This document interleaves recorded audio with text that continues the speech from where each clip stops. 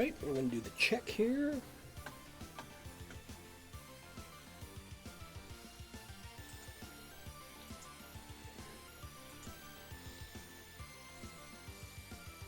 Alright, that seems to be going fine there. Let's do the check over here.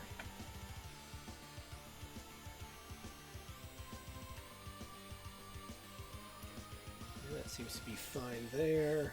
And one last check.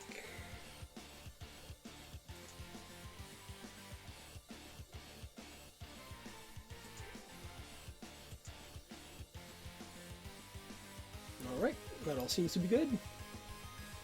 Alright, we'll kill those.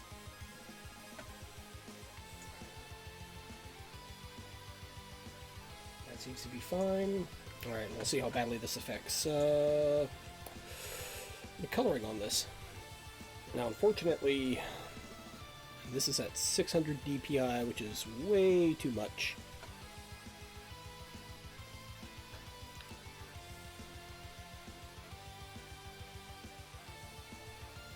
So I'm just going to blow... Just going to go through sections at a time. Start from the background, work my way forward.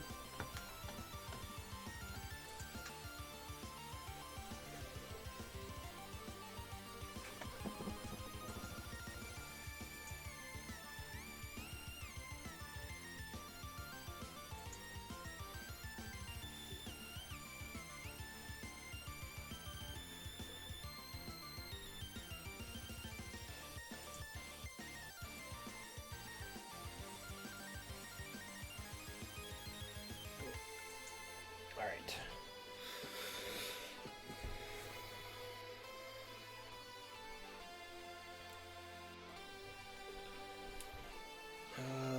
Let's see, do I want to start with the characters first? I should start with the background and, yeah, work my way forward. And I'm just using the regular additional color set that's set up in Clip Studio.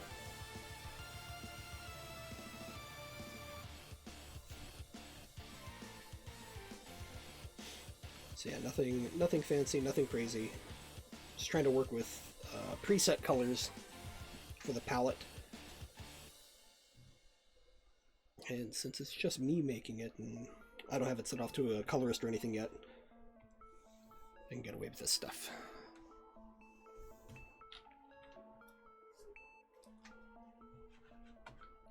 And slowly build up everything.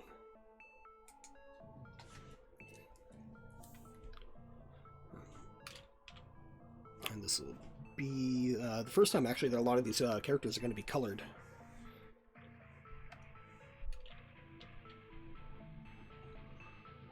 Refer to other layers. Reference layer, vector path 100, close gap, follow adjacent, color margin, area scaling. Ooh, close that down a little bit. Keep that at 3.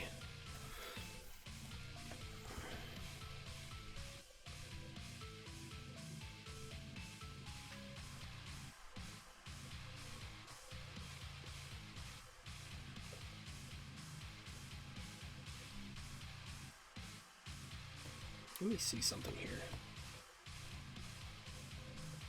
Oh, I guess I might have left that in. Okay, well, it's no big deal. We'll just add a little bit of extra flavor to it.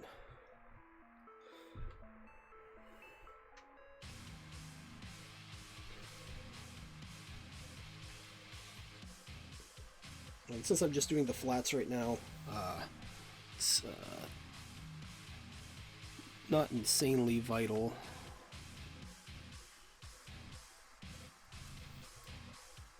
Not everything has to be absolutely perfect right off the bat.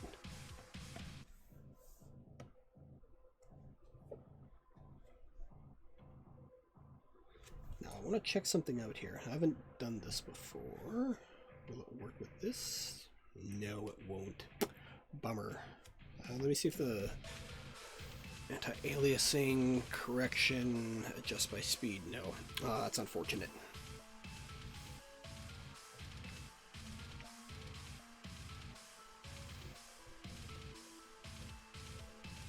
I was kind of hoping that the lasso fill had some of the same features as fills, but apparently not. Let me see, close and fill, how does that work? Okay, close and fill seems to work the way I want it to. Alright, let's start working with that.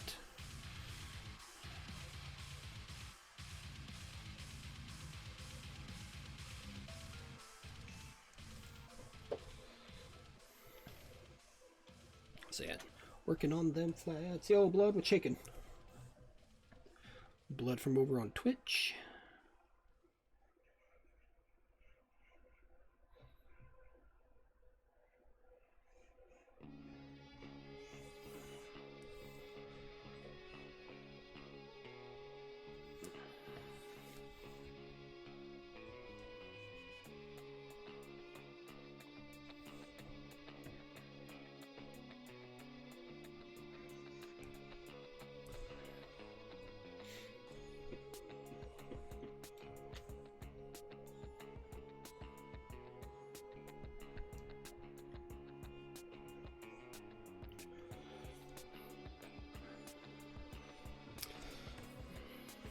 Let's keep all this rough. Doesn't need to be pretty for right now. I'll come back in and clean stuff up in a bit.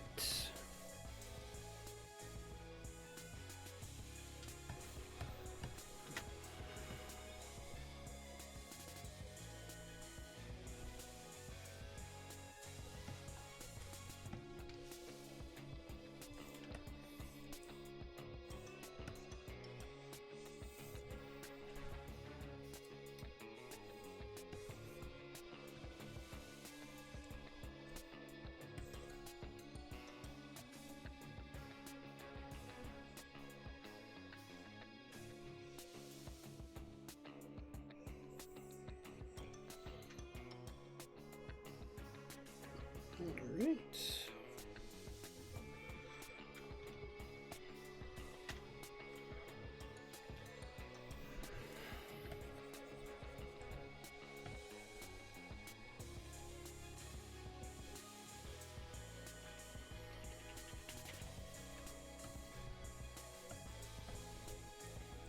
Now I think this is where I need the lasso. Yeah, that's where I need it. This will just help clean up any little major bits that I've missed.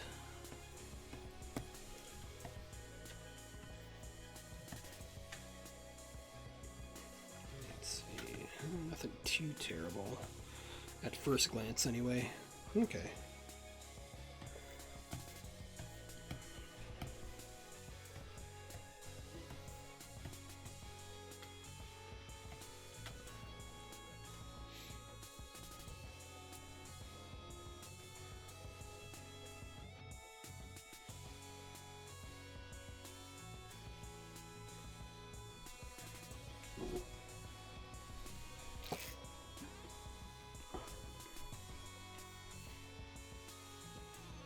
So for Sisek, the snake, I was thinking of having his base belly color, this kind of bone-looking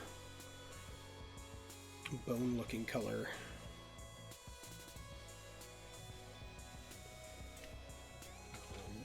But I kind of want to just clean up these spots for right now. This will help make it a little bit easier down the road.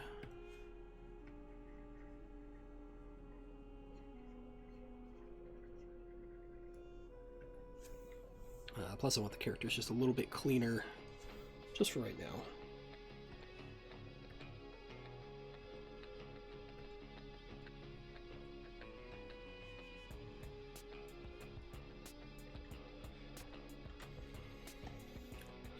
So I can find...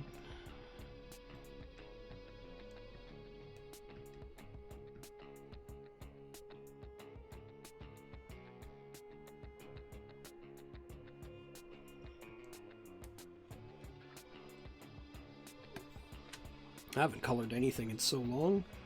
I think the last thing I actually colored was when I was doing that comic book for the company in El Salvador. which there has been some funny things going on with that, and I will discuss that in a video that I'm making.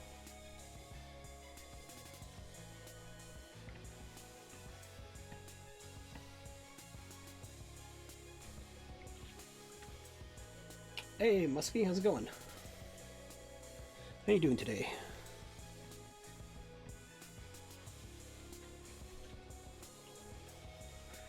Hope your day is going well.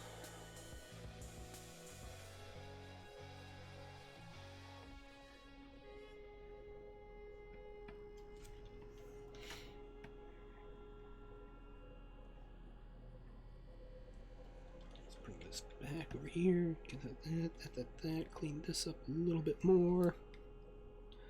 That's fine, that's fine, that's fine, that's fine. Alright, just laying down the flats. Oh, gotta clean some of that up. Your work is looking good. Oh, thank you. Yo, why Vancaster, we're shaking. Yeah, this is the line art for the full Virgin Wrap cover for my comic that I'm doing. It's only available to the secret tier, which is live on Indiegogo right now. And it's in the final 5 days of the campaign.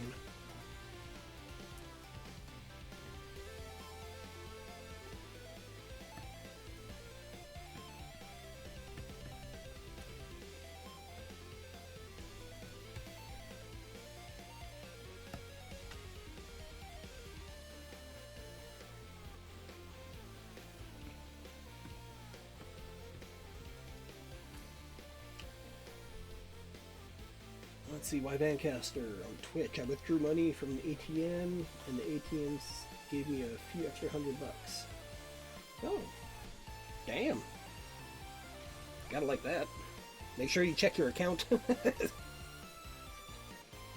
That's a great angle. Yeah, it's well, the full comic is in black and white, and this cover is going to be the only color option for the entire campaign, so something cool for the backers that want to get in on one of the, you know, lesser print runs of the entire thing. Yo, what up, Harvey?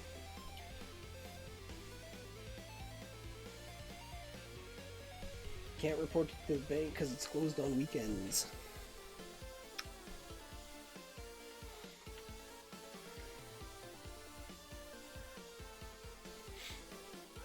Well, as long as it didn't come out of your bank account, why Vancaster. Muskie looks good, looking up. Cool, cool.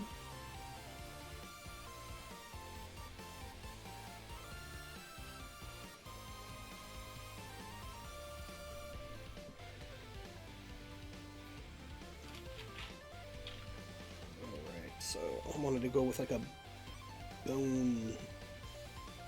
bone-esque color.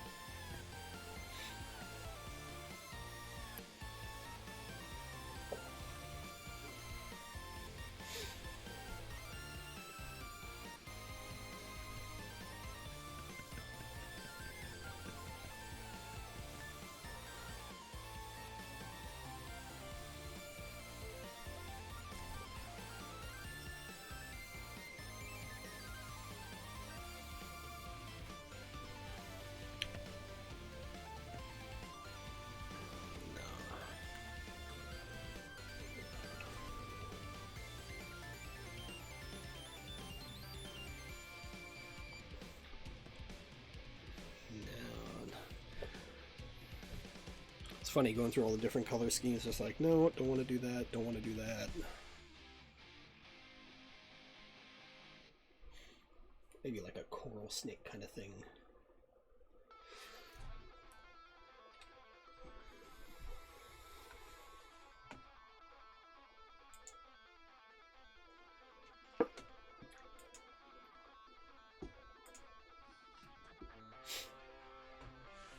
Yeah, just so everybody knows here, I am streaming to both, or I shouldn't say both, I should say triple streaming to Facebook, Twitch, and YouTube right now, so to see how everything kind of pans out, and hopefully nothing craps the bed too hard.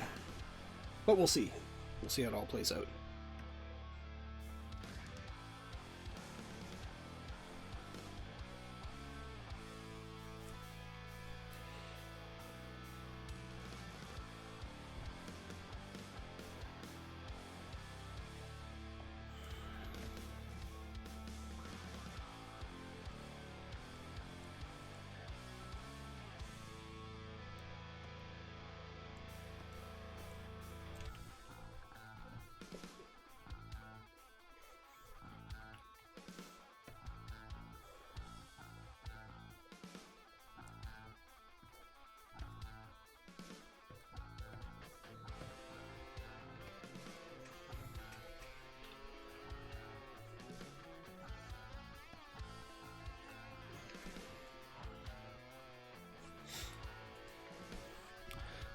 I'm just toying around with colors right now, and these aren't by any means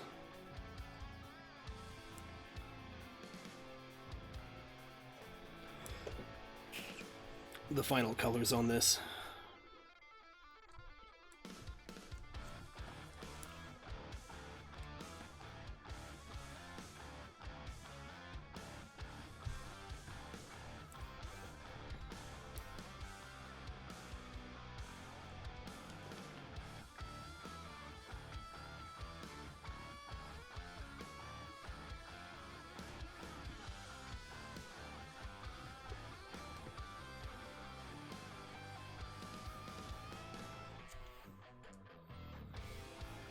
Just want to see how this looks with the red.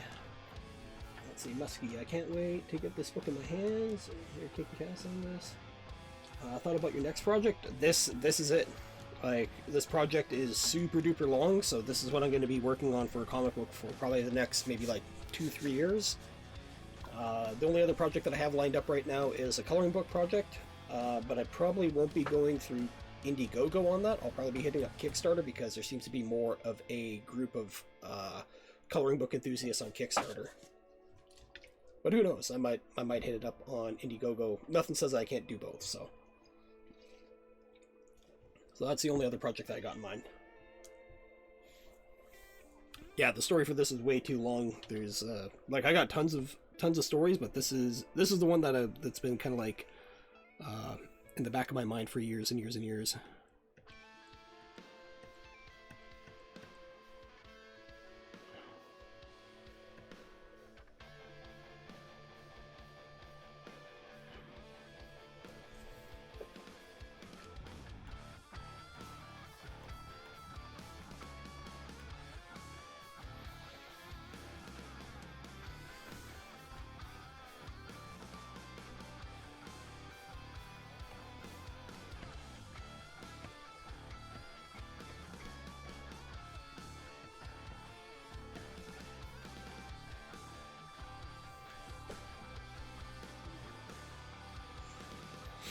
Yo, Tank with Chicken, man.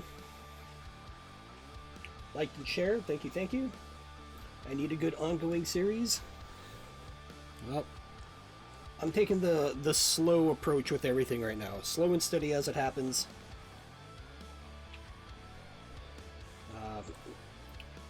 Especially with this being my first crowdfunding, I want to see how it all is, how it all transpires, where the time gets eaten up, how long it actually takes to do stuff.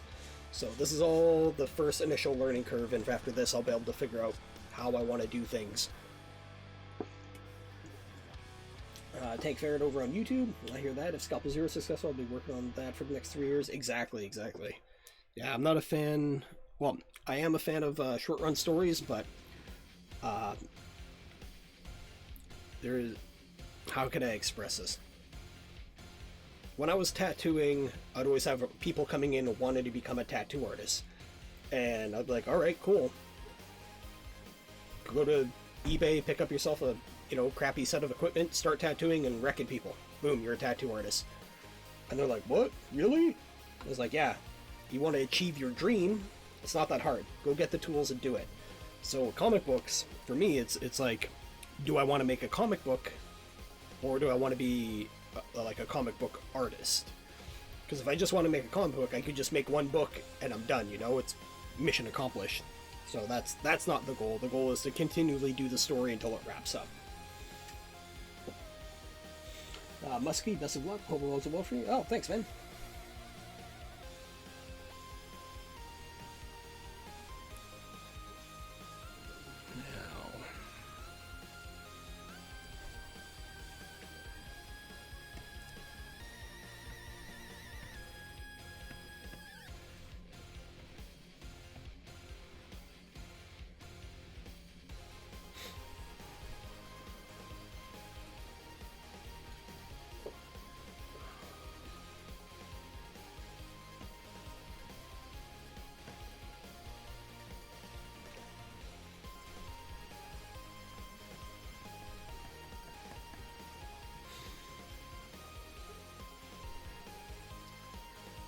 I should just leave it white.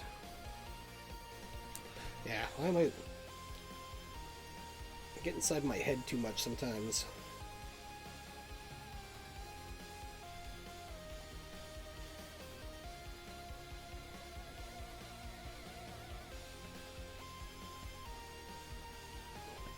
Overthink stuff. Just like, no, keep it simple.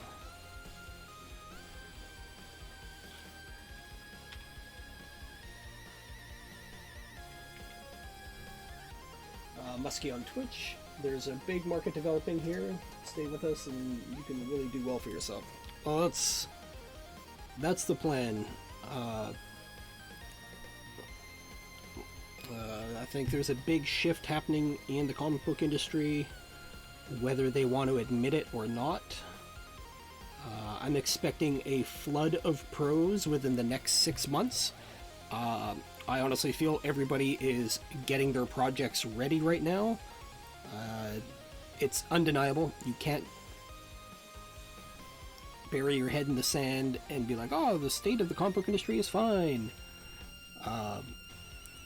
It is what it is, and it's changing. And I would bet dollars to donuts that you have a bunch of pros right now getting all their stuff geared up for the next 6 months, and you're going to see a massive influx of crowdfunding.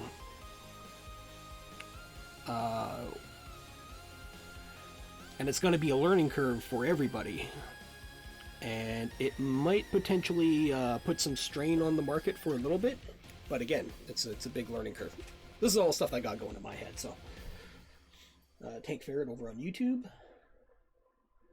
2065 Retribution is a 500 plus graphic novel. Scalpel Zero is just chapter 1. Word.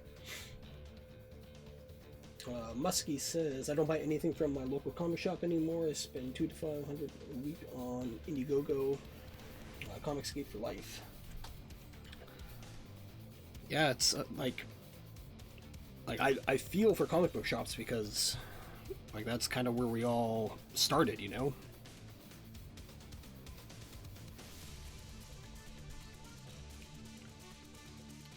And I think fundamentally that model has to change as well. As to how, I have no idea.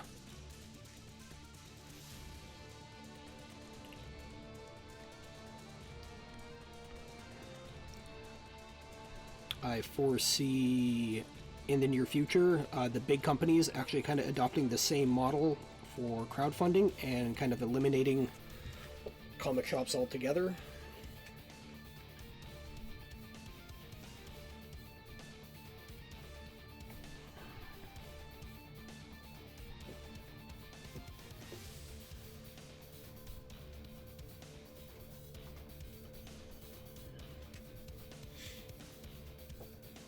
I was on, I can't remember, was it Trading Aces? Did an interview on that YouTube channel the other day, and we touched on it briefly, and I wouldn't be surprised within the next year or 2 years you'll see Marvel, DC, Image gearing toward crowdfunding as a way to generate revenue with limited edition dream teams. So like Chris Claremont and Jim Lee teaming up for, you know, like whatever, an X-Men or, you know, Justice League or whatever it may be. And that'll only be available on there. It won't go to the direct market. Muskie on Twitch. I feel like DC and Marvel walked away from me, not the other way around. It's not that they walked away from you. It's that they... Okay. DC and Marvel have been lusting after the young adult market for probably about almost 20 years, because they've always seen how much money is involved with the young adult market, and it has been the underlying linchpin that has been the curse of the comic book industry. Aside from the collector market back in the 90s, this I'll call it lust, because they see how much money the young adult market's making, and they're trying to figure out how to get in there. They're seeing how much money manga is making. They're trying to get in there, and they think if they, you know, shift the characters the way that they did, they keep pushing it this way, it's going to benefit them. But if you look at the steady declining market, their ideas and concepts are not working. You know it. I know it. Tank Ferret on YouTube. I've noticed that well planned, you know, written and drawn comics seem to sell. Funny that. Exactly. Go back to the well. Make that well-drawn comics. A good story. Good characters. This is something that I was going to propose to a bunch of people. Take the characters that suck. So like, take Squirrel, take Captain Marvel, take American Chavez, take Miss Marvel, and start doing fan fiction of this. Give them different names, but just say it's a parallel of this character. It's a parallel of this character. Start fan fictions and start your own crowdfunding based on these characters. And just see if you sell better. Be like, look, this is how these characters should be told. And I think it'd be super funny if you started making money and you blatantly said like, yeah, I just cloned this character. They're now called this.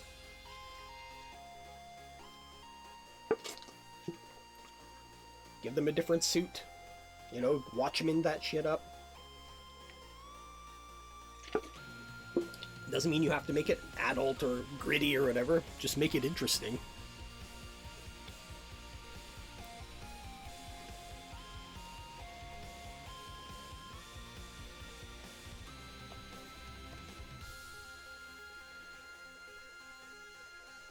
I think it would be pretty funny if he started selling more than their copies.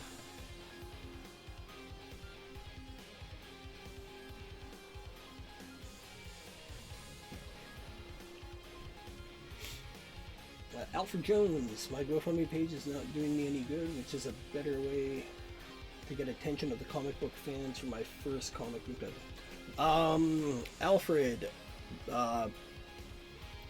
doing it through a GoFundMe, probably not the best way. If you did it through Indiegogo, you'd probably have more success. GoFundMe is more of like a charity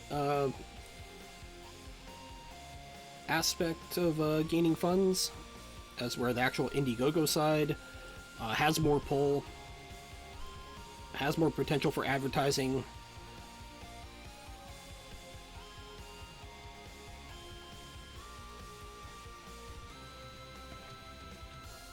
Yeah, the GoFundMe almost always seems like, you know, I'm in trouble, I need help.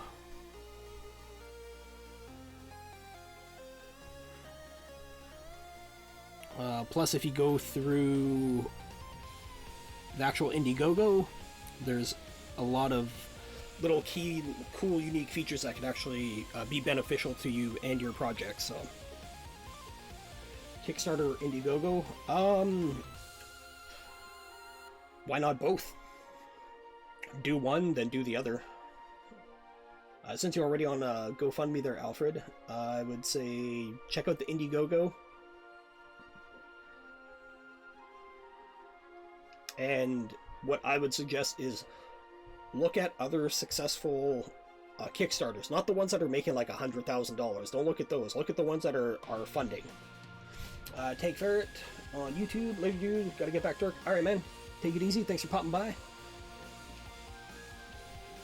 But yeah, Alfred, go check out other campaigns that are that have funded, and not like insanely well, just, you know, have broke the mark. Look at how they've been successful. Look at how their Indiegogo set up. Be precise with what you're saying. One of the things I've fallen into this too as a creator, because I know the story, I know where it's going. I kind of like, when I wrote everything, I put it out there, and you kind of all creators do this. They expect people to jump the gap, you know, like you say something expecting somebody to know what you're talking about, but you got to realize nobody knows the story, nobody knows what you're talking about, so you got to really strip it back and spoon feed it very, very tactfully and carefully. Muskie on Twitch. It's not complicated. You make something good and I buy it. It's the start of it and it'll change. That's okay. Now is the time to get in. Exactly, Muskie. That's Professor Geek said. Get an editor. Yes, exactly. Having an editor is key. They'll be able to craft what you were trying to say much better than you can, more times than not, because that's their job. Big part of it is always trying to boil down what you're trying to say, you know?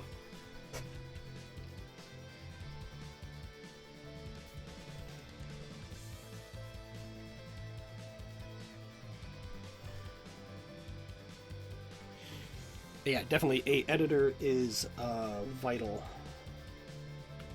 What I'm doing with my book is, because I kind of write everything on the page. I have the script written down, but because of the way that, you know, the panels lay out and stuff like that, I'll have to rewrite stuff on the fly. So I like to write on the page, and then I'll hand that to the editor, and then when I get the notes back, then I'll just, you know, tighten everything up after that.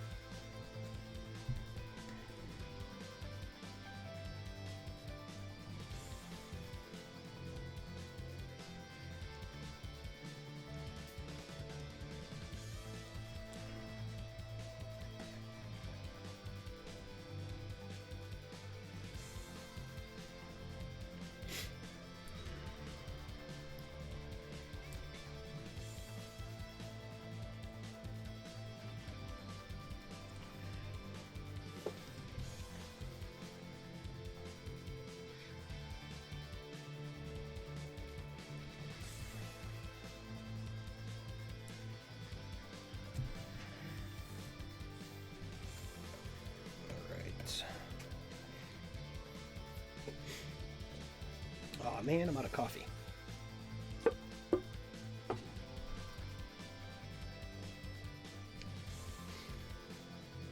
Yeah, when Edwin was checking out the Indiegogo, or not the Indiegogo, the Kickstarter pages on his indie showcase the other night, whew, that was rough.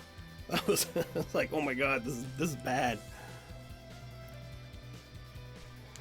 Like, it's been a while since I've been to Indiegogo looking at the comic book stuff. Like, the last time was like months and months ago, and I was just researching on video stuff for myself.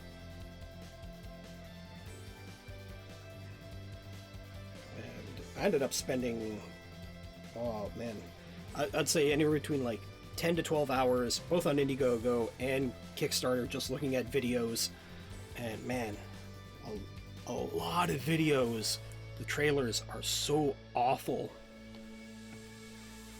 Like, to the point where they don't make me want to buy the project, you know?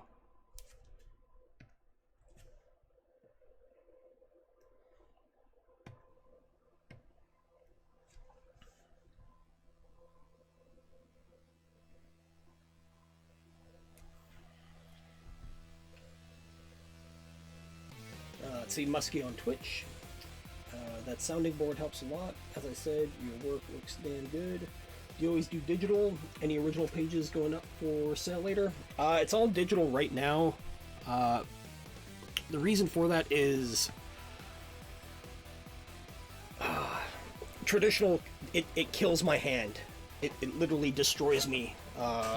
If I sit there and I have to draw traditionally, I got maybe like 2 hours in, and my hand is like aching and stuff, and I just can't do it anymore. That's an unfortunate side effect from tattooing for almost 20 years. But drawing digitally, I can sit down and draw all day. You know, it doesn't affect me. I don't feel like I want to chop my hand off at the end of the day. But there are things that I'm going to be doing traditionally, like there are sketch cards, stretch goals, you know, there's sketch covers, all that kind of stuff. So those are options. But as far as like original pages and stuff like that, not for this part of the campaign. Maybe down the road, once I kind of get like a better grasp of how long things are taking and stuff like that. But for right now, like I said, this is all the testing phase.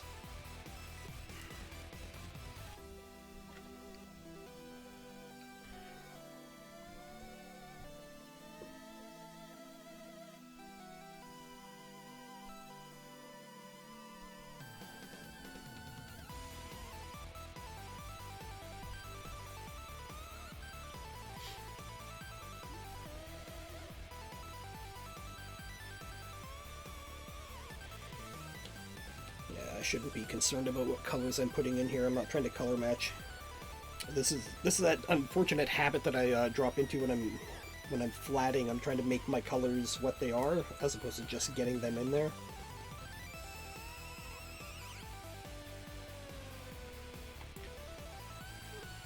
Because frankly, it should just be the grossest color combinations whatsoever, and then I clean them up later.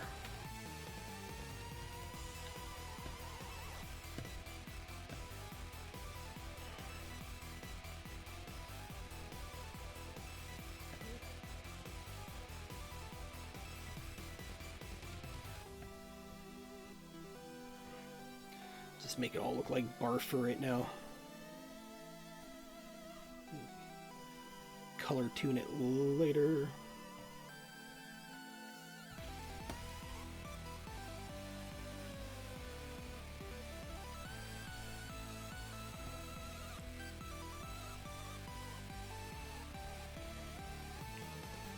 Fulfillment is not easy. No, it's not. Yeah, that's kind of why I'm a little bit happy that the Kickstarter didn't, like, you know, do insanely well. Like, I'm still gonna keep it open and see what happens near the end of completion and stuff like that. But at the exact same time, I'm glad it didn't bunch into, like, you know, like 1,000 or something like that, because that would just create a learning curve nightmare for me. A welcome nightmare, but where it stands right now, it's something that I can definitely handle quite readily.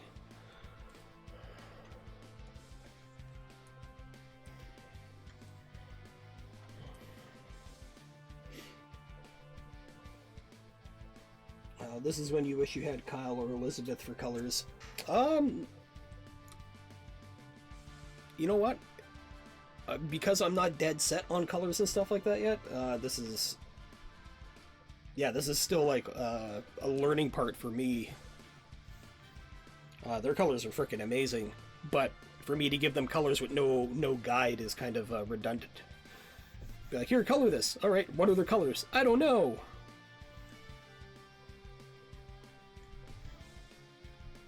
So, definitely important for me to figure this out. But yeah, Kyle's colors are ridiculous. Elizabeth colors are freaking awesome.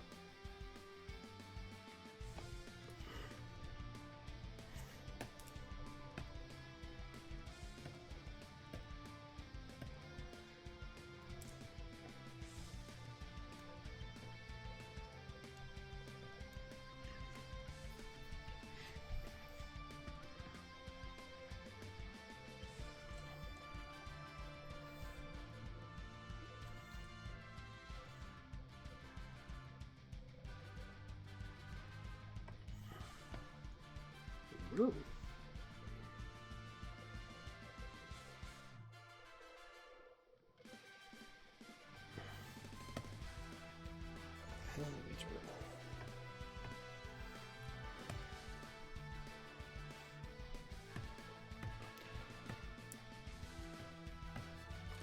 Alright, that's what I wanted to do.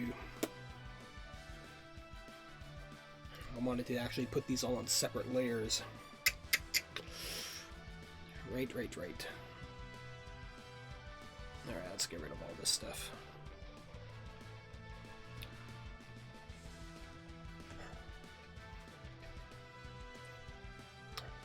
Silly me. I gotta delete all of this. Because I remember I wanted to put these on separate layers for my own particular reasons.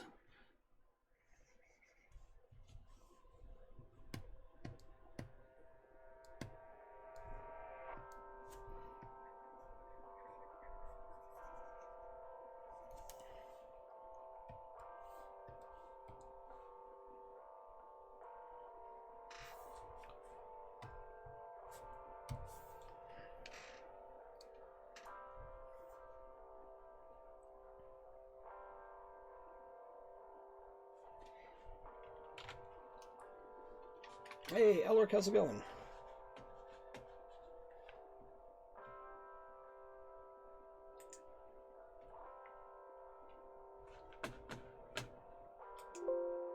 Oh, cancel. There we go, that's how I wanted it.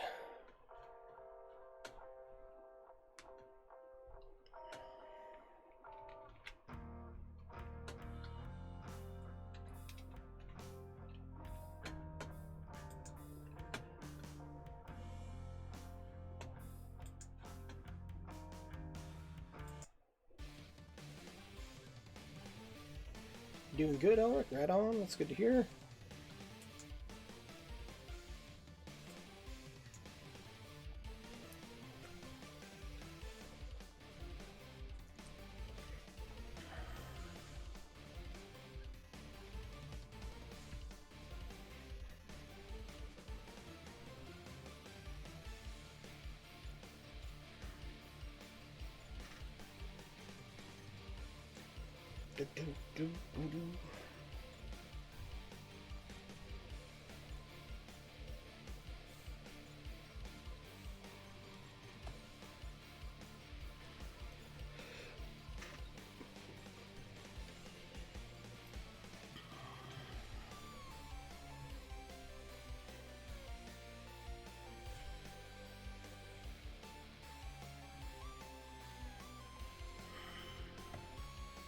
Blech, gross.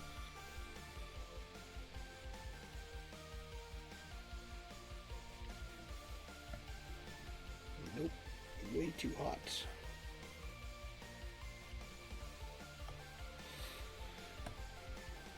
There, that's better.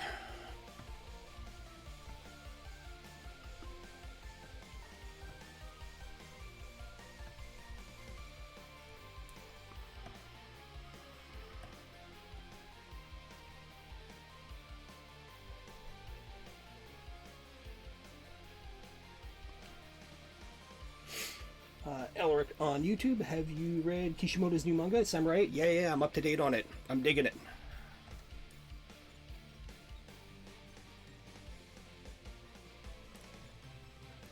Yeah, I like how it's been so far. I don't know how far you're into it right now.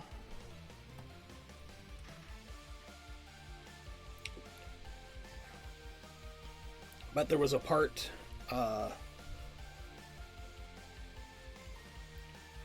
where the two characters do a thing together, which was like totally awesome, and I was like, this is what comic books are supposed to be like. This is how it's supposed to make me feel. Haven't read chapter 4 yet. Okay, yeah. So I'm in the exact same spot.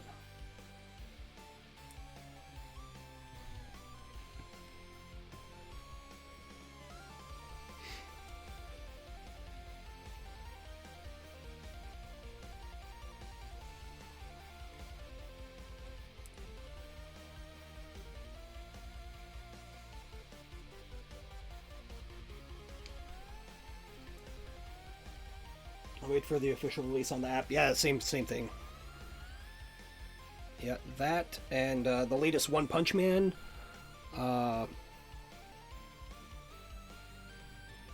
That was really awesome.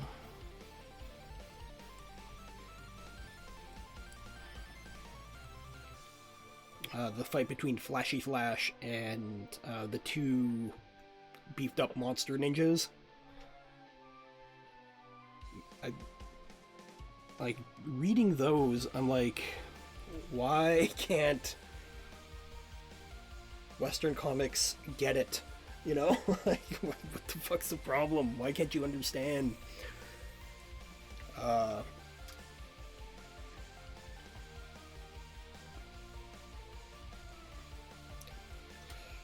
It's frustrating because it's like, manga makes me feel like I was a kid reading comics, and when I read the majority of Western comics, it doesn't give me that same feel anymore. I'm just like, what happened here?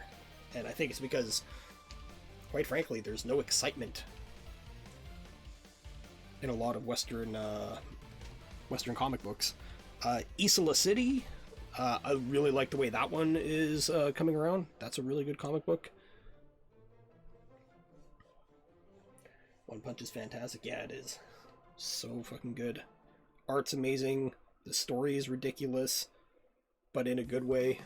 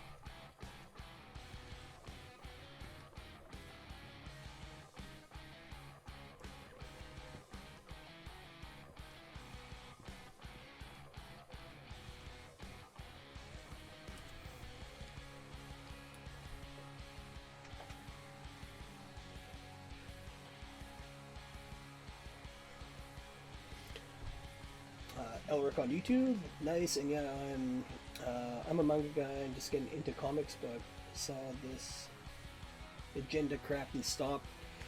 And it's unfortunate too, because like the majority of people that are in comic books are in it because they love comic books. You know, it's really unfortunate that they are being swayed away from the core of it, and that is to tell a story. I still need to get some Alterna comics. Yeah, Alterna's got some really good stuff. Like, one of the few places that's... like, the funny thing is with Alterna is, when I read it, it feels like a comic book, if that makes sense. Like, picking it up, having it on newsprint. Like, even with the reprints that Marvel's doing with their... what is the reprints that... It was like Craven and all that stuff that they're putting out. Even though it's the reprint, it doesn't look right when it's on that nice clean white paper, you know? Like, I open it up and I'm kind of almost like, ew. Like, I don't know what it is. It's just, there's something about having the reprint on clean white paper just makes me like, eh. But other stuff, other comic books that are not that, I'm like, yeah, this looks fine. But just having the reprints of like bright white paper just makes it look gross for some reason. But that's just me.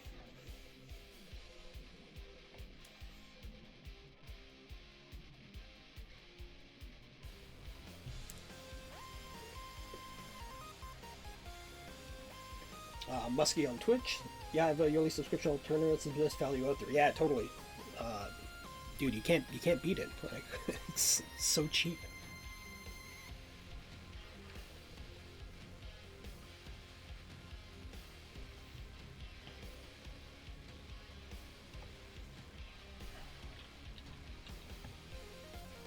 Nope, that's not what I wanted.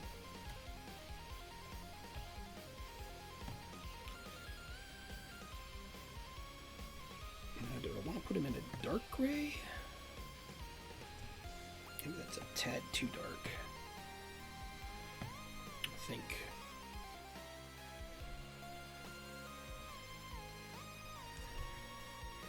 Maybe a slightly bluish gray. Maybe something to offset the orange. There we go. That's looking better. Maybe something a tad darker.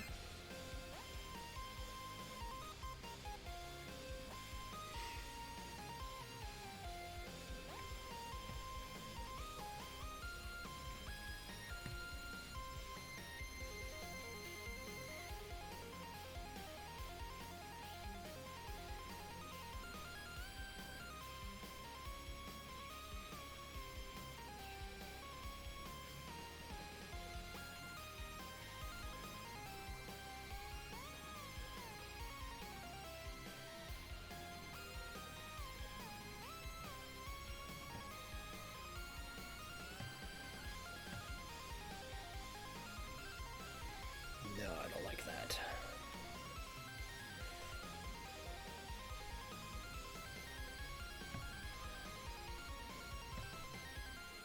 I'm gonna go for this. Again, this is all part of that fun learning curve.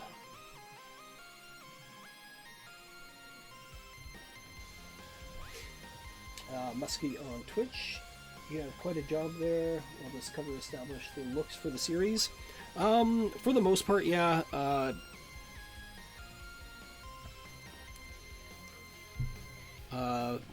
Obviously, like the snake, the chicken, all that stuff, they're pretty static. With Nitto, in the beginning, this will be his standard look for a good chunk of the series.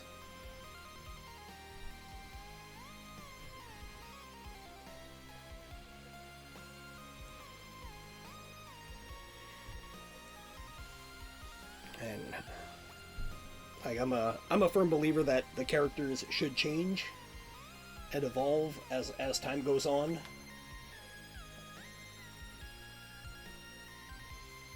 Let's see, have you read the manga called Radiant?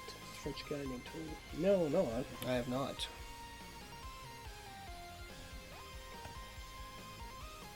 Oh, wow.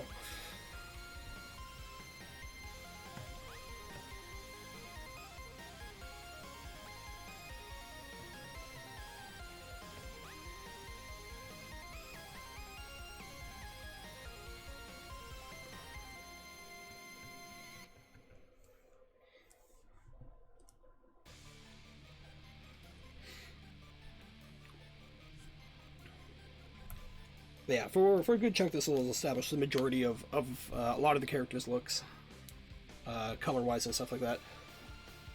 So I'm still going to come back and toy around with stuff.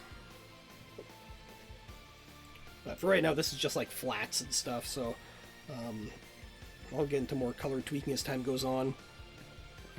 And the color schemes for this aren't like deathly set in stone.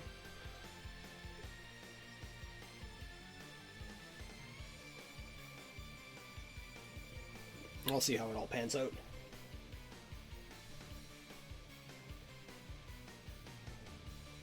Important to send you a big creative inspiration time. I'll show up my work. Oh, it's no biggie there, Muskie.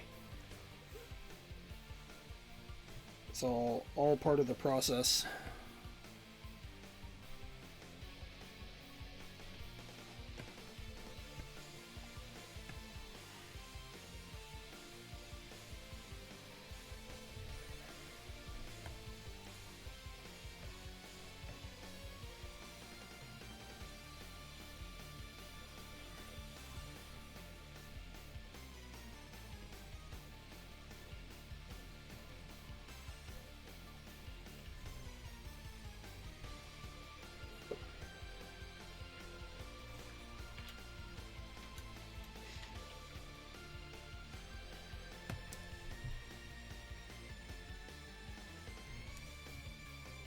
Yeah, and this is one of those things too that I'm gonna come back after sitting on it for a while, letting stuff stew in my mind, see if I actually like it.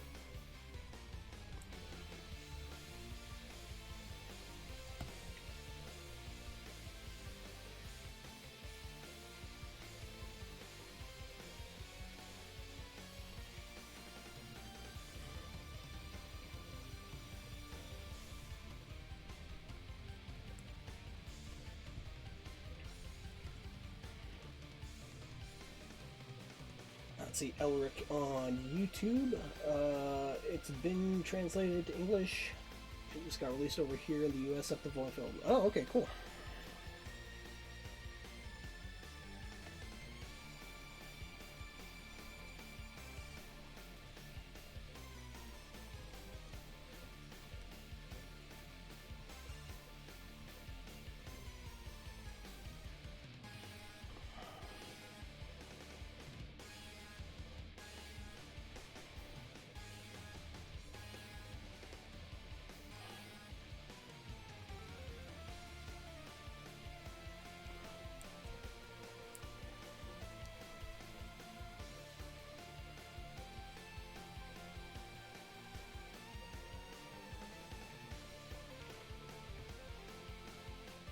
Yeah, there's a lot of stuff that I'm really out of the loop on.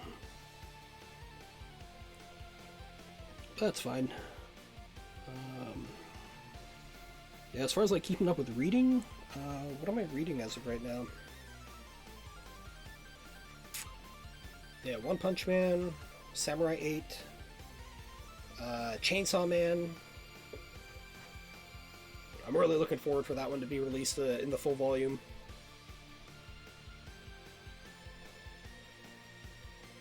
As of right now, I'm reading volume 19 of My Hero. You know what? I was keeping up with My Hero, and then I dropped off.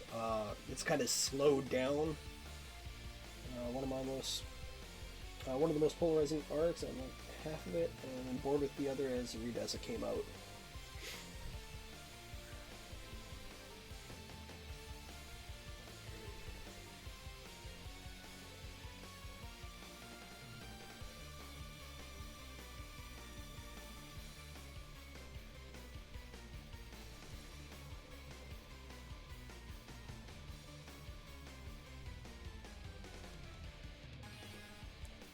Yeah, I really like the fact that Japan is being able to do superheroes better than, the Western market.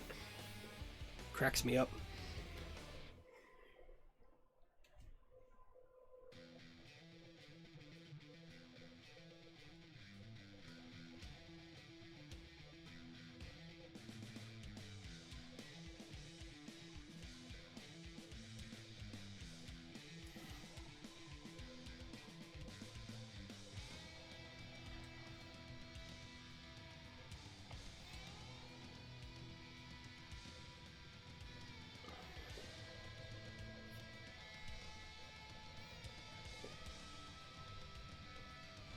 Muskie, One Piece, Fairy Tail, Battle Angel, One Punch, color support, they all develop over time and in different moods. Yeah, exactly. Elric, the current My Hero Academy is really good right now. Yeah, I was collecting for a bit, but then I just, stopped. I didn't even bother reading with the app. I just kind of was like, meh. But at least this way I got a bunch of stuff to catch up on. I think that's the other thing that manga has going for it, the Western comics don't, is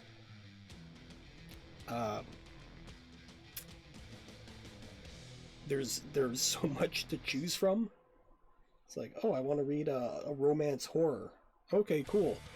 There's romance horror. And it's not to say that Western Comics doesn't have it, but they don't have it in the availability and sheer volume that manga produces.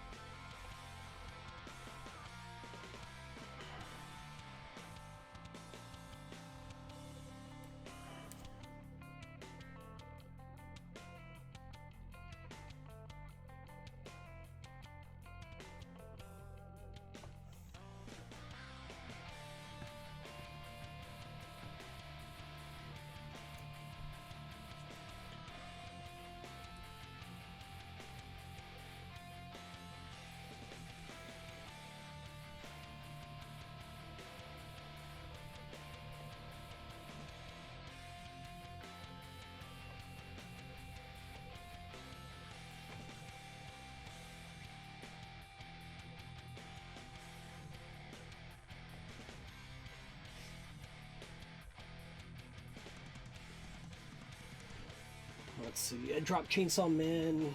It got way too weird for my taste.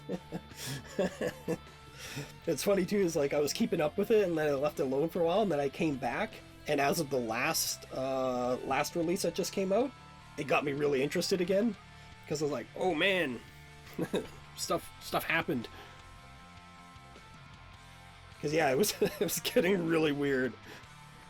Which I don't mind. I don't mind stuff getting really weird. It's fun that way. It's just like, what's going on?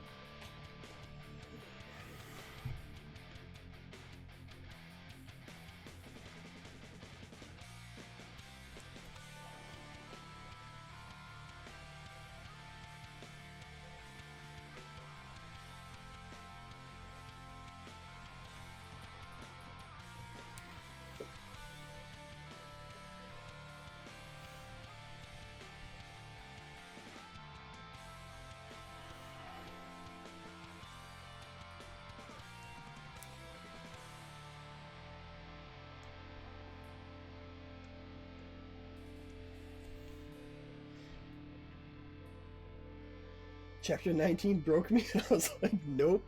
Oh man, I should see what chapter I can catch up on.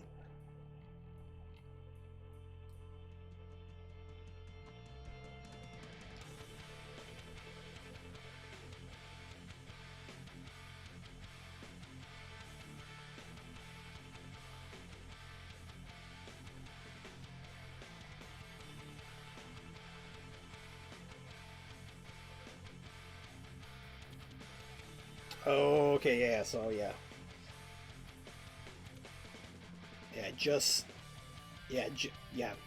Yeah, so chapter 21, 22, and 23 is where I hop back in, so I just miss the weirdness.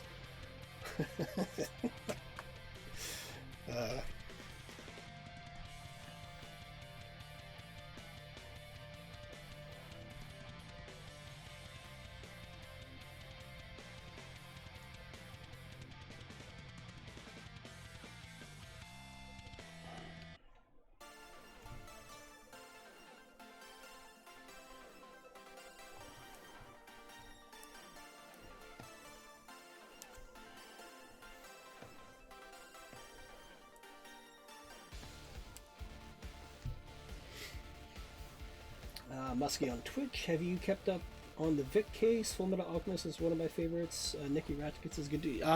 Not really. It just... That, speaking of weird, that just has so much strangeness written all over it. I think a lot of that stems from the fact that they probably... Whoever is involved... I'm smelling... This is what I'm smelling. I'm smelling there was an open relationship and people got too familiar for other people's likings, and it just flipped into the monstrosity that it is now.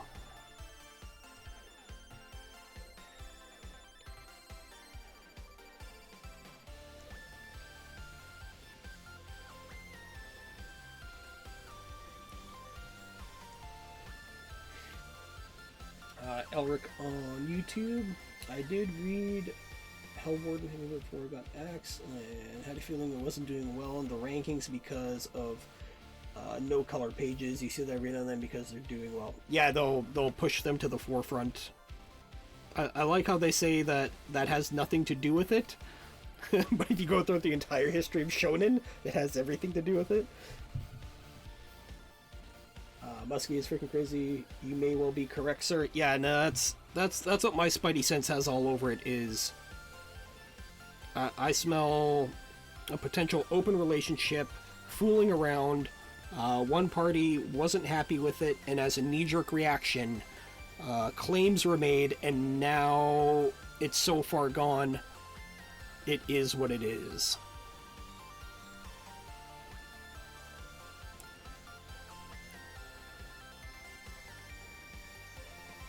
And usually when you have that kind of situation, it's because usually it's the favor is going in one direction continuously, and then when the tide shifts to the other person's direction in that relationship, the other person gets bent out of shape. And I have a sneaking suspicion that's what happened.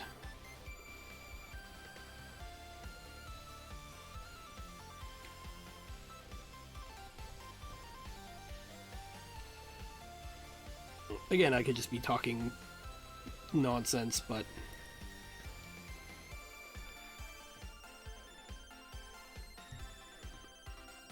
it is a crazy scenario. Like the fact that his entire career is up in arms, like absolutely everything is in turmoil because of it.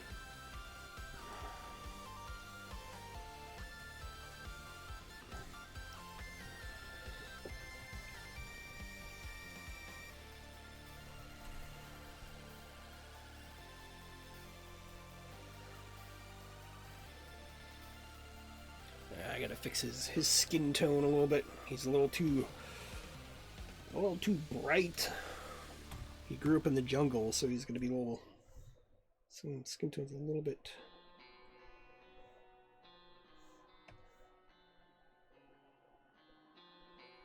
RGB. There we go. That's it.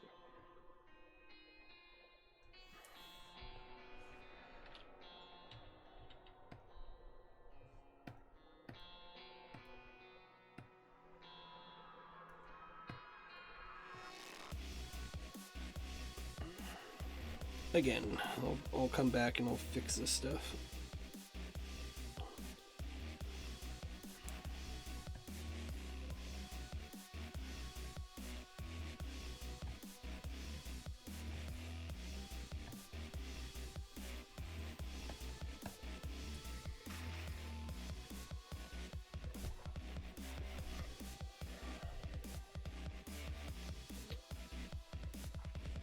Enough of that. Tell me about your band of heroes here.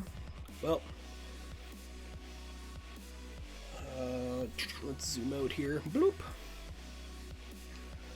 So for issue 1 of Caius, we follow Maya the Thief, who's this character right here, who has stolen something. And that thing that she's stolen could have ramifications way down the road, and because of her action, she's actually bonded to the thing that she's stolen. So it's quite literally, she's damned because she stole it, and she has to take care of it in order to be free. So it's the thing that she's stolen is both, you know, quote unquote, a blessing and a curse. and she's trying to escape from these characters back here. And these are the bounty hunters, and they're running her down in issue 1.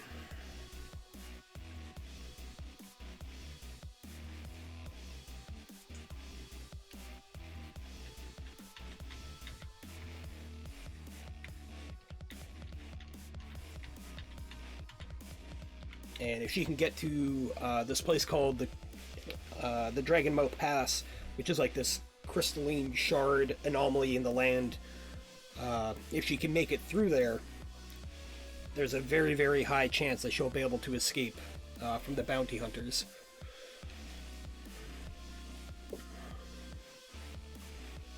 A, because it is such a treacherous place, and B, the land itself is magical. It holds a certain amount of sway. So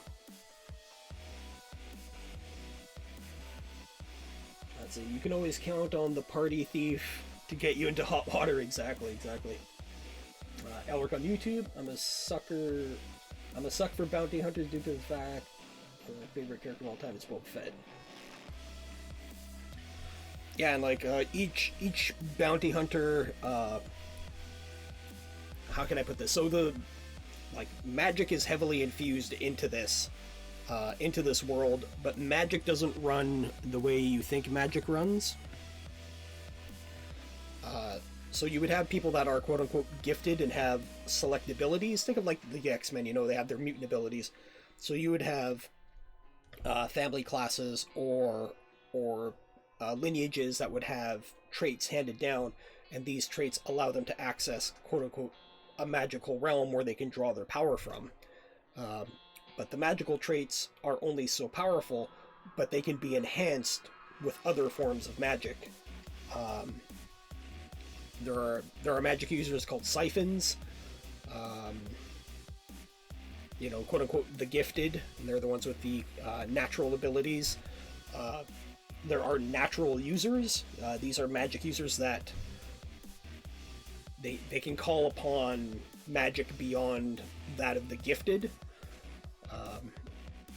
And the thing is, like, the gifted, they can use their abilities for so long or only so many times before it's exhausted, and then they have to, replenish it. And that's why the bounty hunters up here, their powers are geared toward tracking and hunting and stuff like that.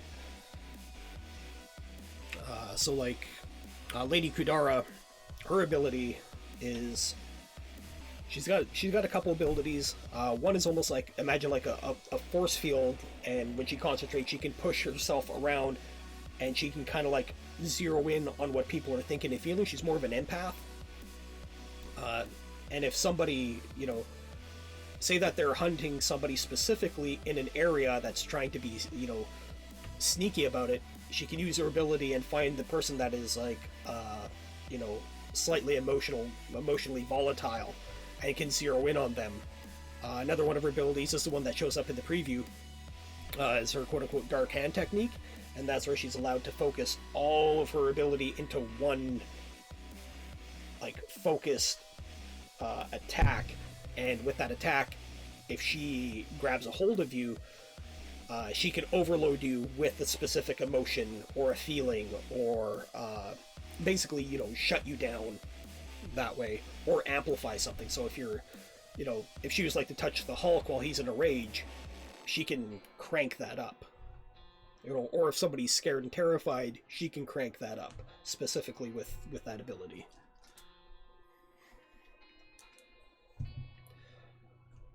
And this guy here, Ozu, he's the bounty hunter squad leader, and technically he's not one of the gifted.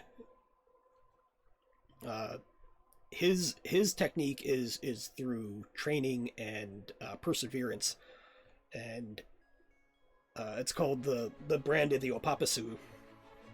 And what it allows him to do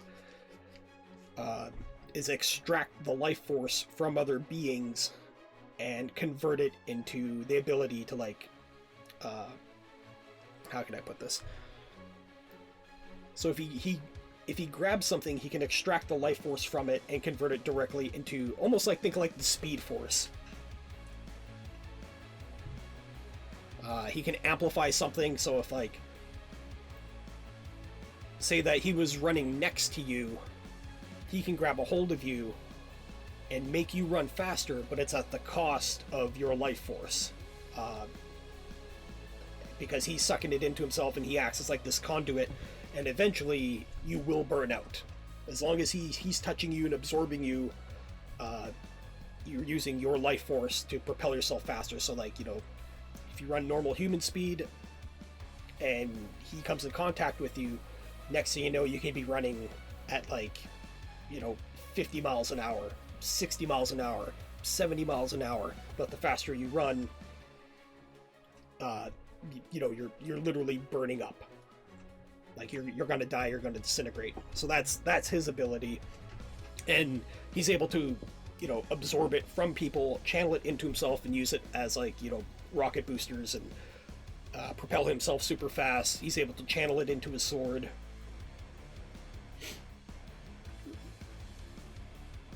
These powers are near god tier.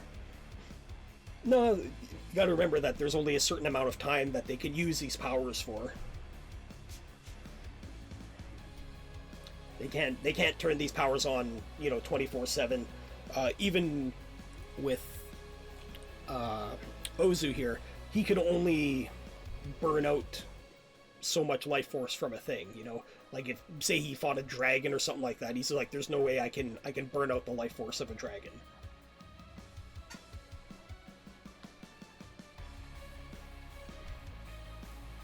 Branded, gifted, naturals, exceptional people. Like, kind of sounds really cool. Yeah, like, there is a cost for everything. Like, that's the big chunk of the magic, is that there is a cost, like, or there is a certain amount that you can use.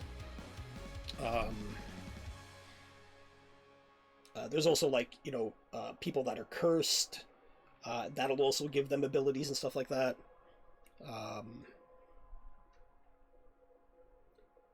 And unfortunately, magic doesn't work perfectly every single time in this world. Say that you have a natural. Because he's a natural, he's able to call on powers and abilities far beyond other people, but that doesn't necessarily mean he's got perfect, or they got perfect control over it, you know? There is this kind of roll of the dice every time that they use their ability.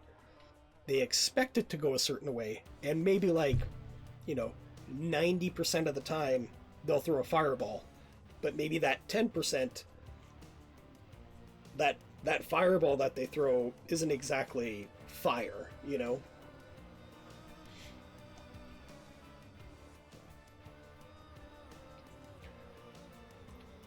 No free ride in your world, I like it. Yeah, there's always a cost for something. Elric on YouTube, is Action Capsule a reference to Dragon Ball and Capsule Corp? It's a reference to both Capsule Corp and Akira. And way back in the day, a buddy of mine, we were going to start a clothing line just called Capsule, and I'm pulling from that as well, because it was a cool idea that only got so far, to the point where people were like, hey, what is this? And we just never pushed it any further, so I just decided to pull that from the grave and mash it in with a bunch of stuff. In D&D, we call that wild magic. It can go very wrong with no warning. Yeah, that's it. Like, like certain characters,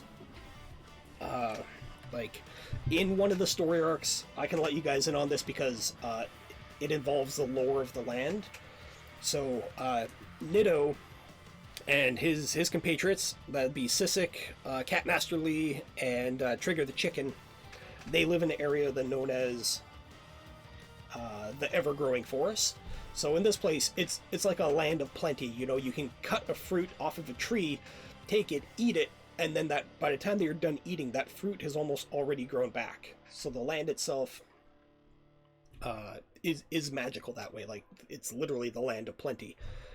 And just beyond that is the barren wastelands.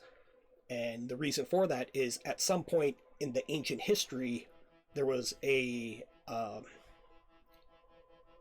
like a battle between two wizards, and one of the wizards was able to pull the power from the land itself, and the ever-growing forest used to be part of this barren wasteland, like used to be way bigger, but because this wizard was so powerful, he actually tainted the land by absorbing the power from it. Like that's how big that battle was. It just completely destroyed that area, and so the ever-growing forest has not been able to grow beyond that point ever since that battle.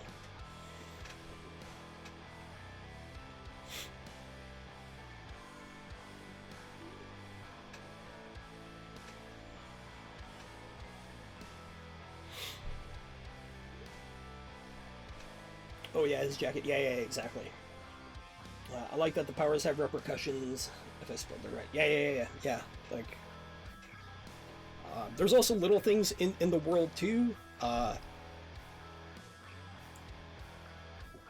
So, let's put it this way. Say me, you, everyone that we know, we're not magic users, but if we all went and saw a magician, even though if he did simple sleight of hand, you know, like, oh, look at my thumb, it's moving, in this world, that could actually generate mana.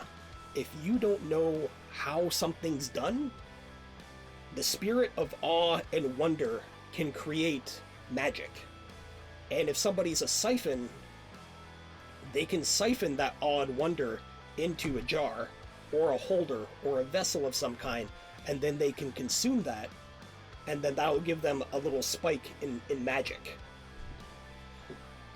But as soon as people learn how the magic or the trick work, the magic's gone, just like in real life.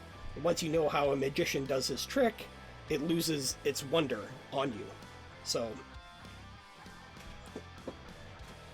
yeah, so that's one of the aspects of different magic users too. So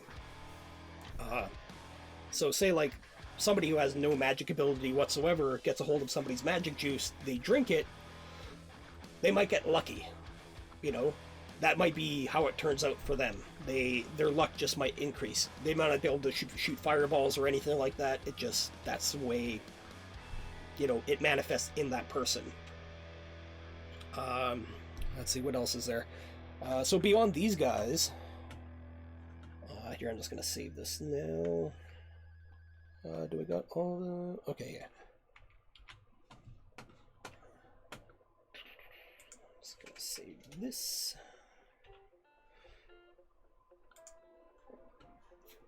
Yo, Wade, what's going on?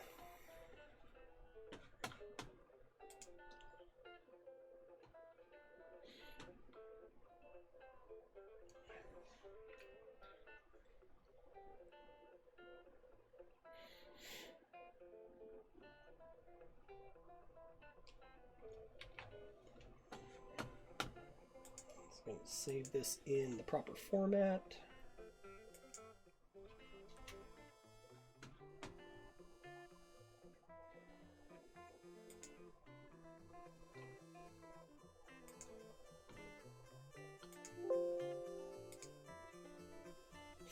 Trying to play Conan Exiles, but it just crashed. Oh, bummer.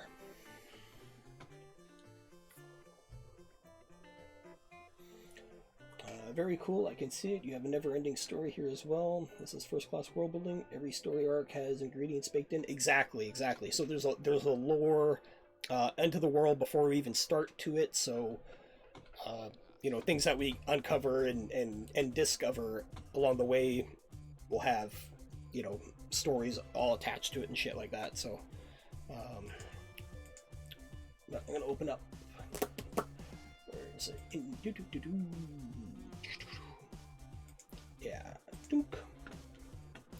Yeah, so like all of these guys, like this guy here, this guy, even though he has guns, his magic works specifically for him. Like, his guns are the means for him to channel his magic. Quite literally, if he doesn't have his guns, he can't use his magic.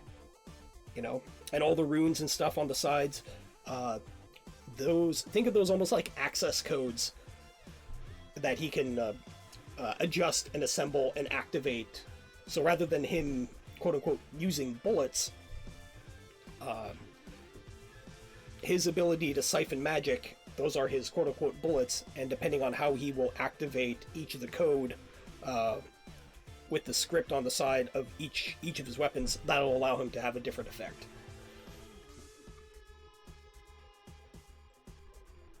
Arcane weapons look like guns. Yeah, exactly.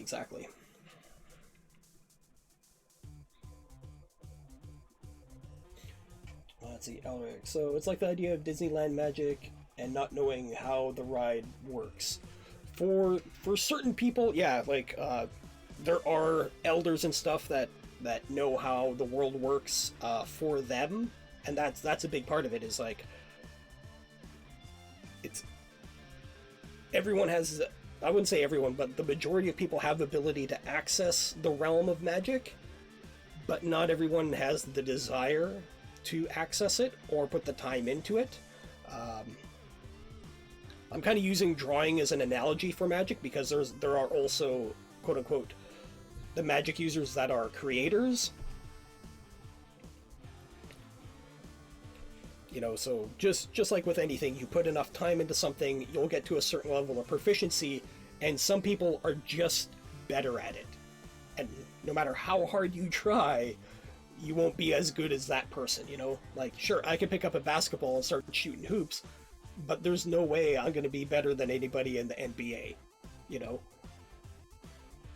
Because they put their time and their, you know, their energy, and they're getting out of it what they put into it. So certain characters like, you know, this guy here with his guns and his weapons and stuff like that, that's how he's able to control and channel his magic is specifically through these. This guy in the background here,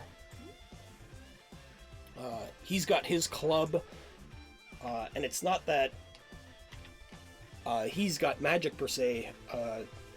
He unfortunately is cursed, and that club is part of his curse. And he is constantly drunk, and just like an actual alcoholic, he's trying to run away from the horrors of his curse, but he can't. Every character has a good story and lore. Nice work. Oh, thanks. Yeah. Like even the bounty hunter captain, he's got his story behind him. Like because his power requires him to absorb life force from stuff, he actually fucking hates it. He is not a fan of it. He doesn't like the fact that whenever he uses his powers, something pretty much has to die.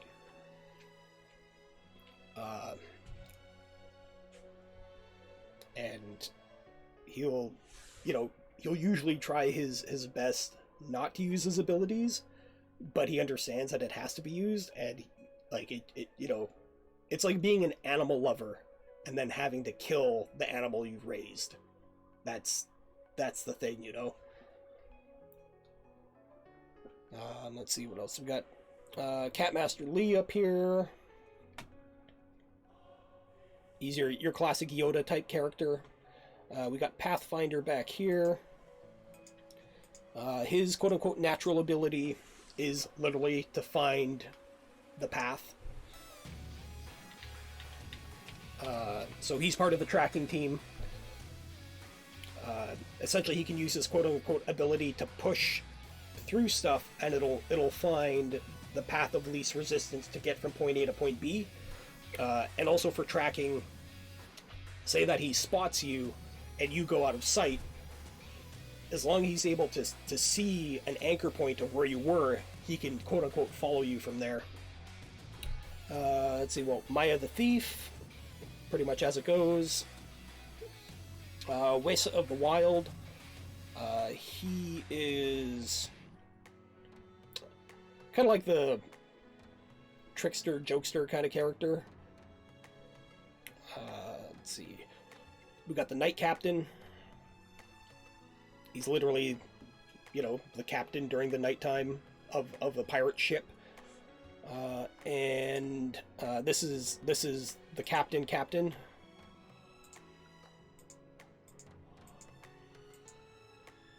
And this is the captain of the pirate ship. This is Minos.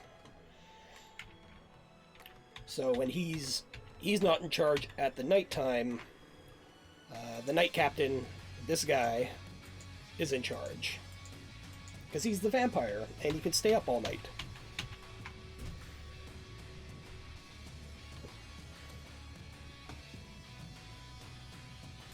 And this guy back here, Mr. Pew, is the quartermaster of the ship. So between this guy, and this guy, they control the pirate ship. Once we get to that arc. But yeah, tons and tons of stuff. Tons of characters. Lots to get through. First things first, though.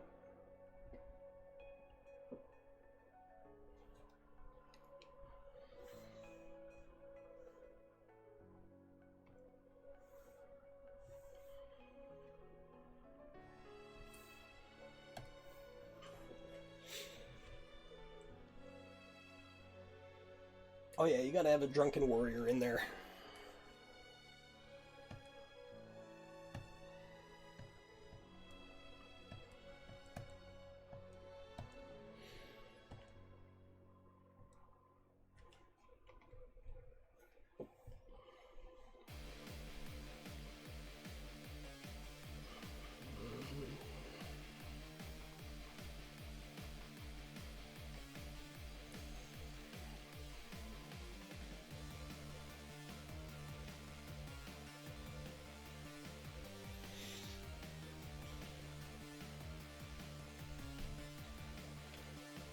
Alric on YouTube, cool, I gotta go now, I'll catch up with you later. I can't wait for the comment to come out. Oh, thanks, man.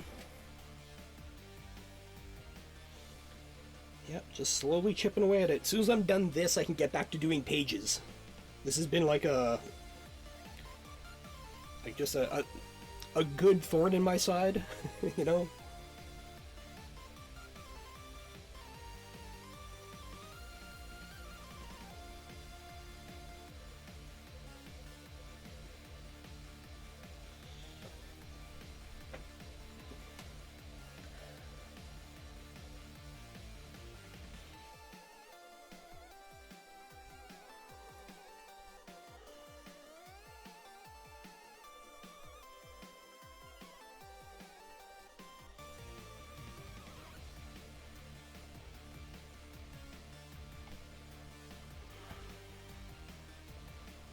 Oof, that's way too orange.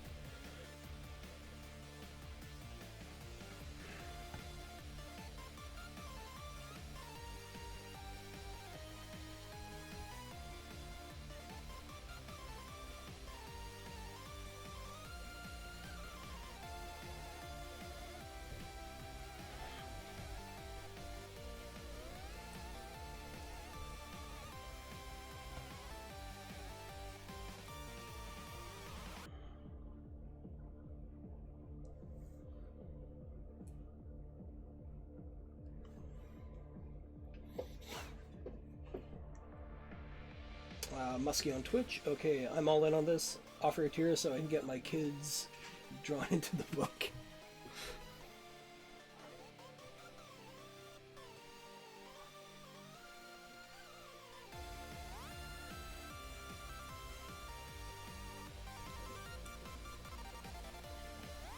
Maybe down the road, but not this time around.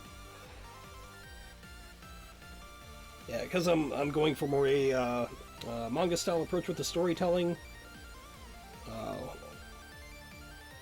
where we end up between issue 1 and issue 3 are going to be very far apart from each other.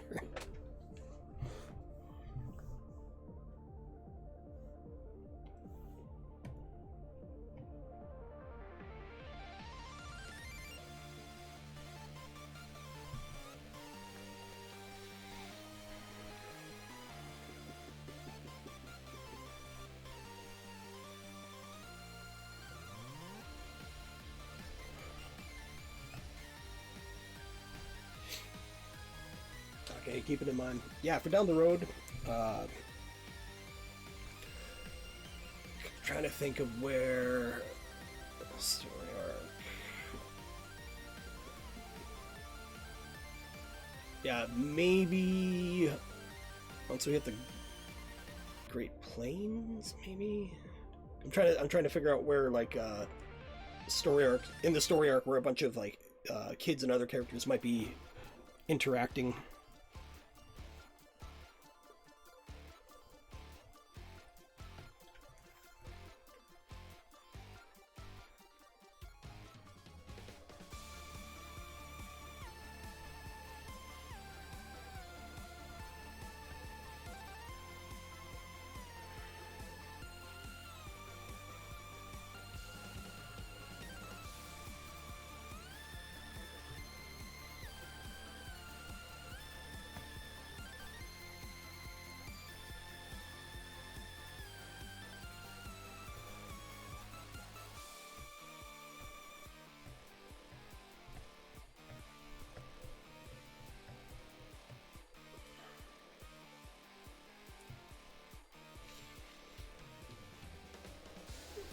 I did it on brand. Oh, nice. We're just NPCs, both my kids are adults. Oh, okay, okay.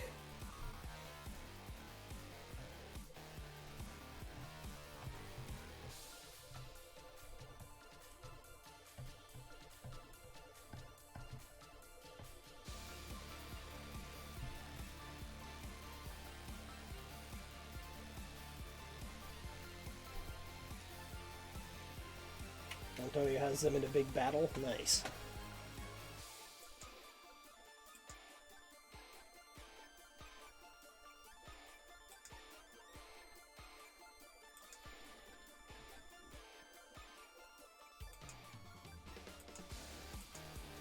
I gotta open up my chicken reference.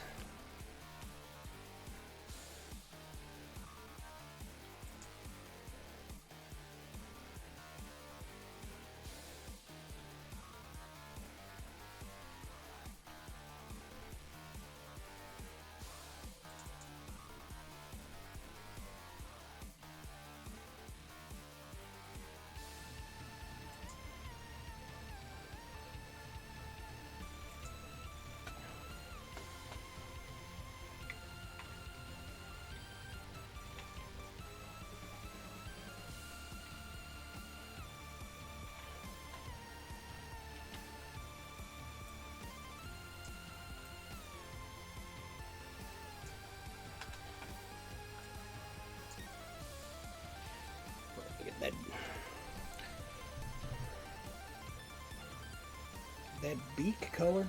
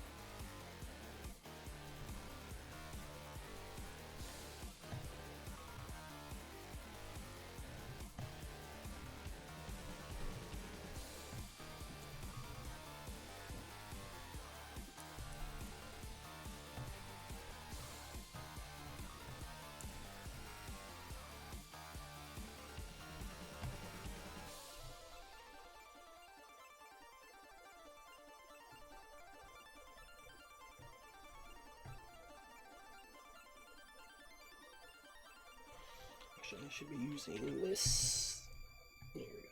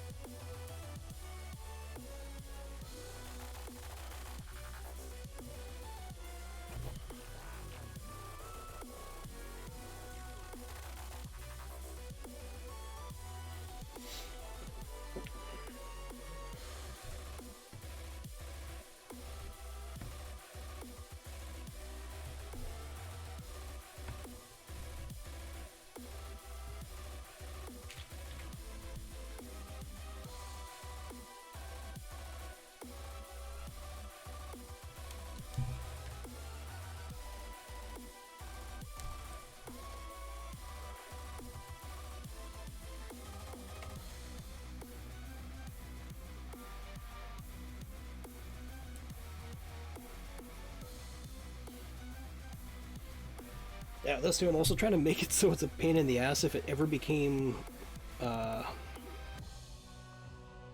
animated. Uh, I kind of don't like the standards and practices that stuff has to go through as far as like television and all that's concerned.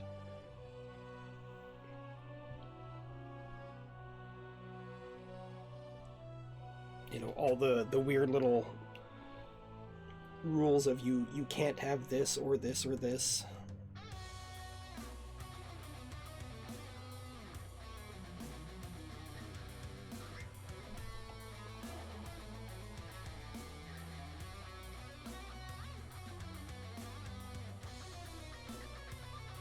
It's one of the reasons why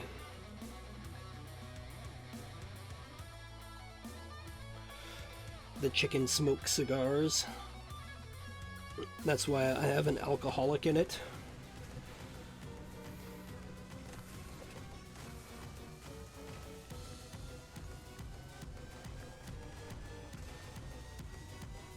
Because those things exist in the real world and can be done in such a way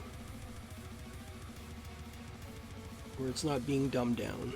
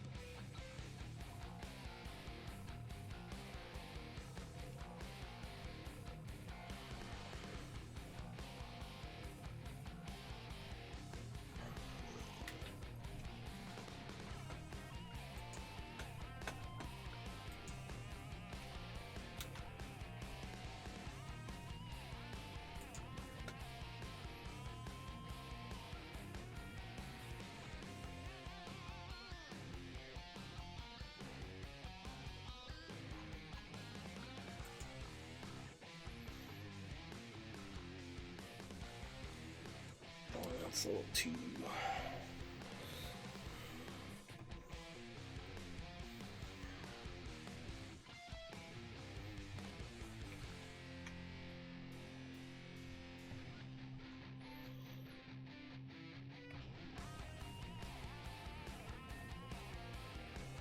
Maybe something more golden.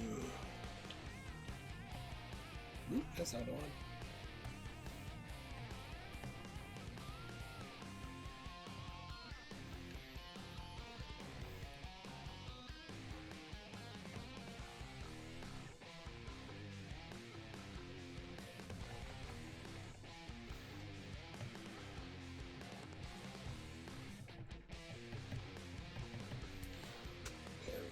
Maybe something along those lines.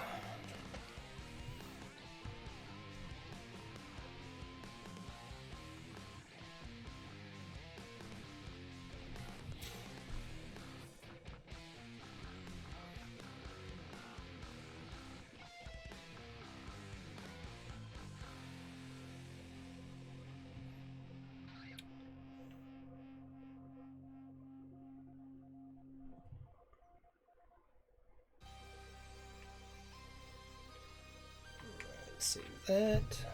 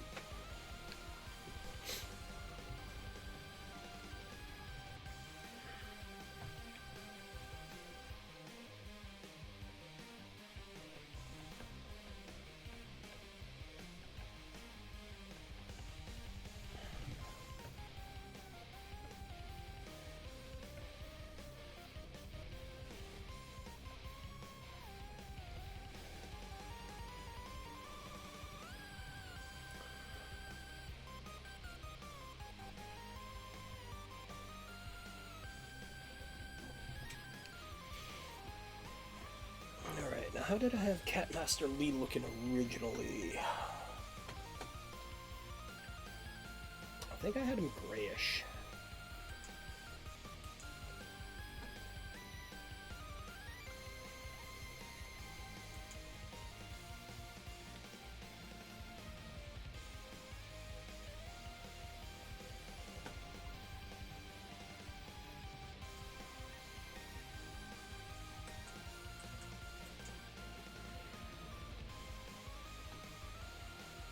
I gotta go way back into the Wayback Files.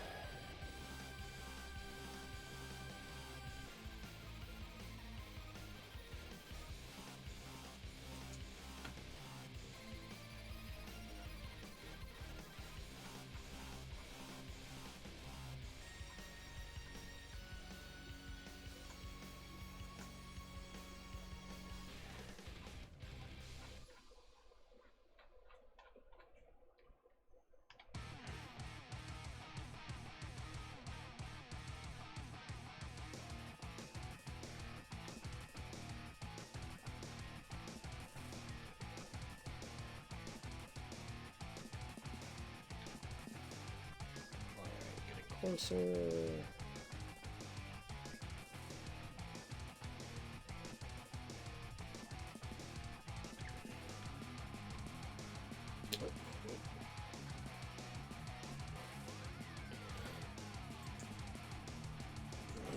Right, I did have him kind of grayish.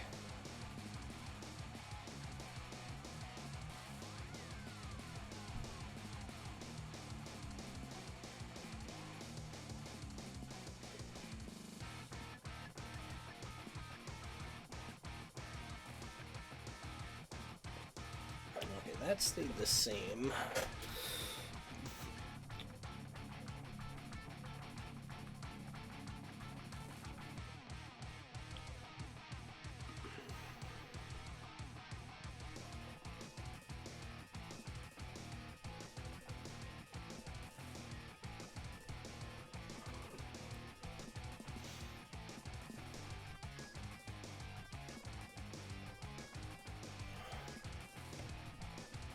Oh, that's almost the same color as that.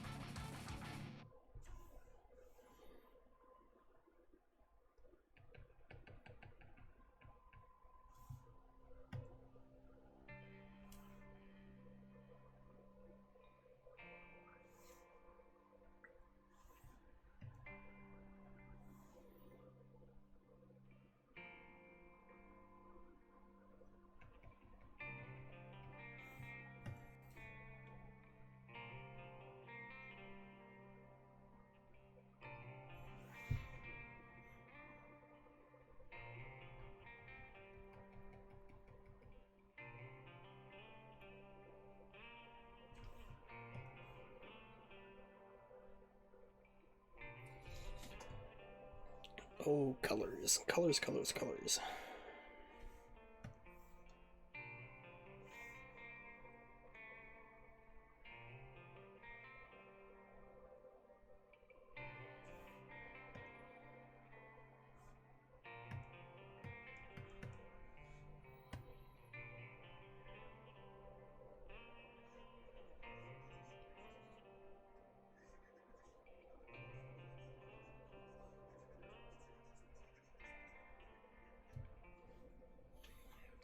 Alright, he's got a little pink nose.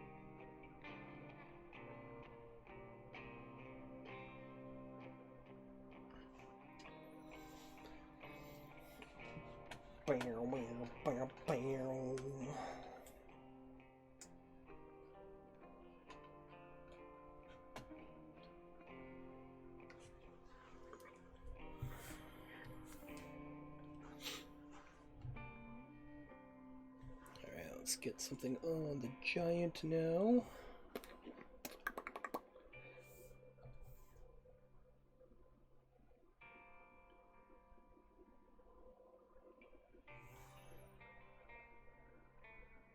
I gotta be careful because the captain, he's kind of like a weird drab green.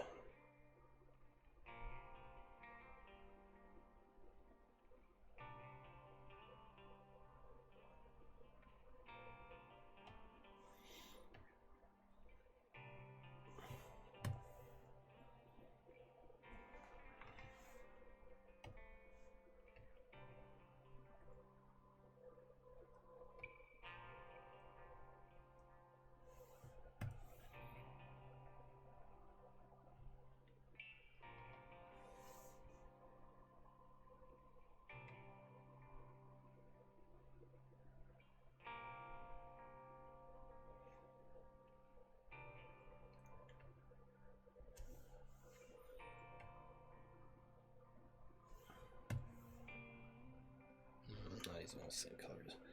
Want them to pop out a bit. Just a bit.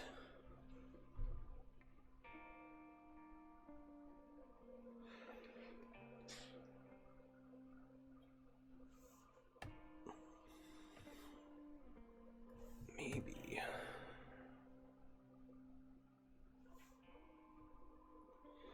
Go for something like that. Gara deep brownish red, maybe? Maybe something in that realm.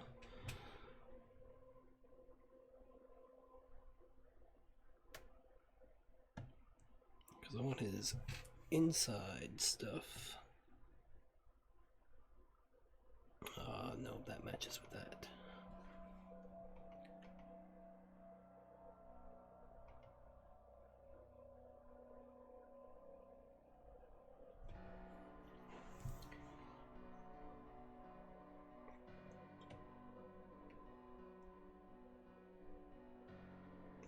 Color slider.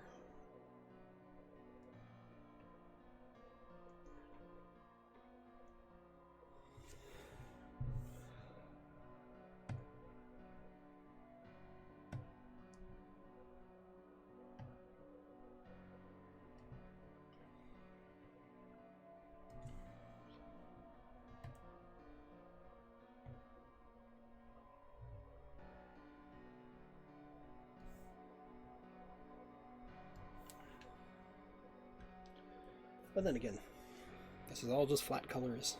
Doesn't matter right now. I gotta keep telling myself that.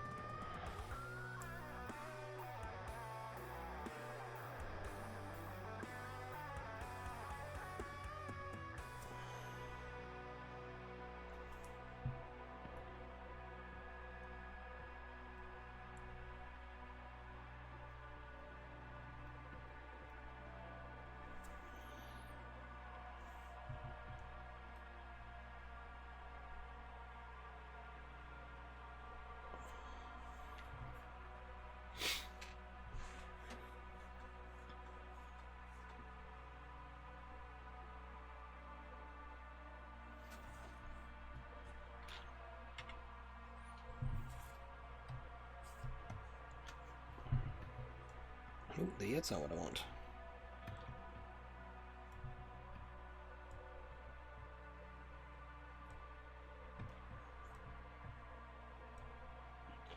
That's actually okay. That seems to be doing fine. Computer's not overloading.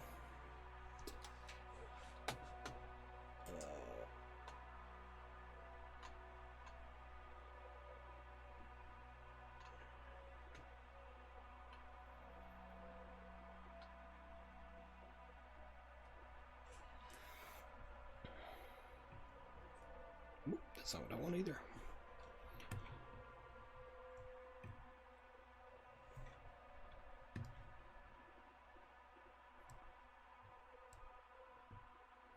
But I think I might have to take a bit of a break here. Gotta grab something to eat. So I might stop streaming for a while, make something to eat, and then come back in a bit because I wanna be able to get this at least all my flats done, and then I can actually start messing around with color schemes that aren't as atrocious as what I'm doing right now.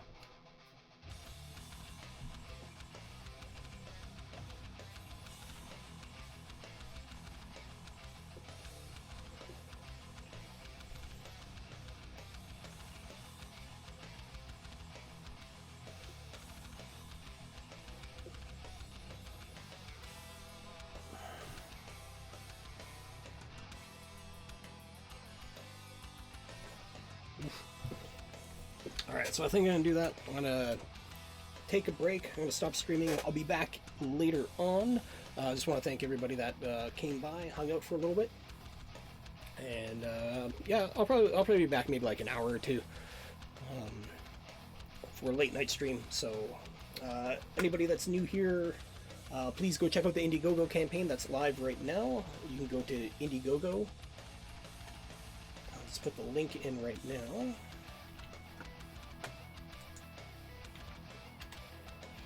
And you can go and check that out.